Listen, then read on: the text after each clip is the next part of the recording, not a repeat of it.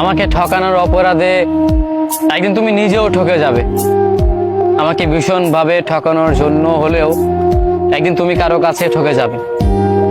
এই যে আমি তোমাকে এত ভালোবাসি ভালোবাসি বলছি, অথচ তুমি আমাকে কোনো গুরুত্ব দিচ্ছ না।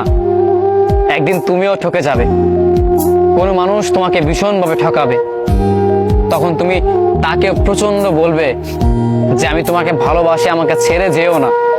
এই কথাগুলো বলার পরও সেই মানুষটা তোমাকে ছেড়ে যাবে।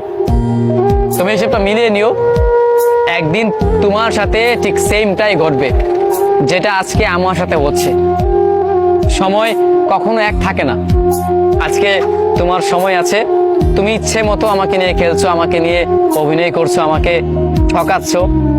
একটা সময়ের পর দেখতে পারবে কোন এক মানুষ তোমাকে নিয়ে খেলবে, তোমাকে নিয়ে অভিনয় করবে, তোমাকে ভালোবাসবে না, ভালোবাসার বিনিময়ে তোমাকে অবহেলা করবে। যতটুকু কষ্ট তুমি আমাকে এখন দিচ্ছ, একটা সময়ের পর ঠিক ততটুকুই কষ্ট তুমি ফেরত পাবে। কারণ তুমি কাউকে কষ্ট দিবে আর বিপরীতে তুমি নিজেকে ভালো রাখবে, এমনটা কখনো হয়নি আর হবেও না। কোনো মানুষ এই কাজটা করেছে যে একটা মানুষের হৃদয়ে কষ্ট দিয়েছে, একটা মানুষের মনে ব্যথা দিয়েছে, আর সেই মানুষটা অনেকটাই ভালো আছে, নিজেকে ভালো রেখেছে, এমন মানুষ কখনো খুঁজে পাবে না।